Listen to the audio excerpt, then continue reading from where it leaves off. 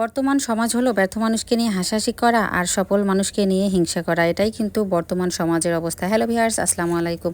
আপনারা সবাই কেমন আছেন? তো সকাল সকাল ভিডিওটা শুরু করে দিলাম এবং আপনাদের সঙ্গে শেয়ার আজকে আমি কি রান্না করলাম। আজকে শুধু হচ্ছে ভর্তা আর ভর্তা, মানে আজকে ভর্তা দিয়ে আমার সকালটা শুরু হয়ে গেছে আর এই ভর্তায় চলছে হচ্ছে দুপুর রাত। তো যাই হোক, সকালবেলায় আগে ঘুম থেকে উঠে চা খেয়ে ছেলেকে নিয়ে তো গিয়ে দিয়ে আসলাম আর সঙ্গে হচ্ছে ওর বেতনটাও দিয়ে আসছি। তো বাসায় আসার পরে তো কাজে লেগে পড়লাম, তাড়াহুড়া করে হচ্ছে একটু কাঁঠালের বিচি ভর্তা করলাম আর গতকালকে যে তরকারিগুলো ছিল ওগুলো দিয়েই হচ্ছে আমরা খেয়ে নিলাম। আর তার সঙ্গে হচ্ছে তো সবাই মিলে এখন পান সুপারি খাচ্ছি। মাছটা বড় হয়ে গেছে অনেক তাড়াতাড়ি। তাই তো দেখি কি মাছ এটা? এটা রুই মাছ নাকি মিরকে? মিরকে না রুই? রুইয়ের বাচ্চা। রুই আর একটা তেলাপিয়াটা আরো পাইছে। এত তাড়াতাড়ি মাছ বড় হয়ে গেল? হ্যাঁ, অনেক তাড়াতাড়ি কেন জানি এবার মাছ বড় হইছে। তাই তো দেখতেছি। এটা গতবারের মাছ, এটা গতবারের মাছ। এবারে মাছ। আরে তোমার সাথে আমার বাজি। গতবার আমার পরে মাছ ছাড়ি দিল, তাতে এত তাড়াতাড়ি মাছগুলো বড় হচ্ছে। না, তোমার মানুষগুলো আমার মাছও হয় সেরকম। বদলং। এইটা হলো এবারের মাছ। এটা হলো বাটা মাছ গাদা। আমরা রুইয়ের বাচ্চাই খাচ্ছি তো এত বড় বড়। সকালবেলা খাওয়া দাওয়া শেষ করে একটু বাইরে আসলাম। বাইরে হচ্ছে তো আজকে আমাদের মুক্তা মামুকে কাজে লাগিয়ে দিয়েছি। আমাদের যে হচ্ছে বাড়ির সামনে পিছনে দুইটা হচ্ছে মাছা ছিল, তো মাছাগুলো হচ্ছে গাছ পড়ে ভেঙে পড়ে গিয়েছে। একটাতে ঘর পড়েছিল গরুর আর একটাতে হচ্ছে আমাদের পেয়ারার গাছ পড়ে গিয়েছিল। তো সেগুলো হচ্ছে টেনে অবশ্য বের করে নিয়েছি। আর এখন মাছাগুলো আজকে বাঁশ কেটে মামা ঠিক করে দেবে, তাই হচ্ছে একটু দেখতে আর কি গেলাম, দেখাই দিলাম ভালো করে।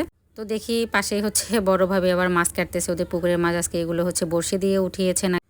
আর আজকে আমি হচ্ছে তো গলা গিলাগুলো ভিজে রেখে গিয়েছিলাম, এগুলো হচ্ছে রান্না করব।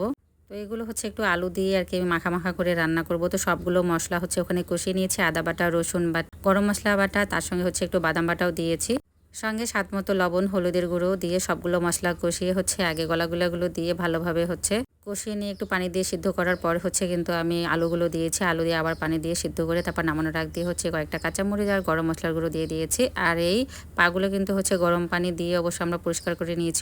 উপরে যে চামড়াটা মাসি অনেক সুন্দর করে দেখেন উঠিয়েছে, একেবারে সাদা ধপধপে হয়ে গেছে আর দেখতেও ভালো লাগতেছিল। আর তার সঙ্গে আজকে একটু বাদাম ভর্তা আর সরপুঁটি মাছের ভর্তা করব। এর আগে হচ্ছে সরপুঁটি মাছ আমি রান্না করেছিলাম, তো 2টা পিস রেখে দিয়েছিলাম ভর্তা খাওয়ার জন্য। আর যেহেতু কাটা বেশি থাকে তাই কিন্তু আজকে পাটায় বেটেই আমি ভর্তাটা করেছি।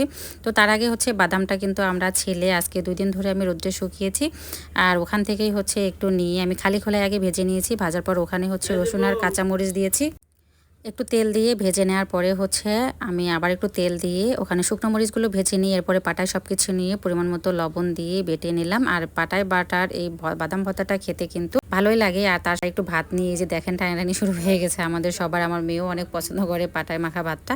আর বাকি বাদামগুলো হচ্ছে তো বয়মে ভরে রেখে দিলাম।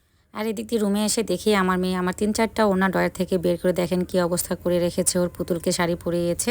আর শুরুতে যে কথাটা বললাম, আপনি জীবনে কোনো কাজে ব্যর্থ হলে দেখবেন এটা নিয়ে কিন্তু মানুষ ট্রোল করবে, হাসাহাসি করবে, কিন্তু কোনো রাস্তা দেখিয়ে দেবে না। আর আপনি যদি কোনো কাজে সফল হয়েছেন, ভালো আছেন, তো দেখবেন সেখানে কিন্তু হিংসা শুরু করে। এটা কিন্তু আসলে সবার জীবনে ঘটে।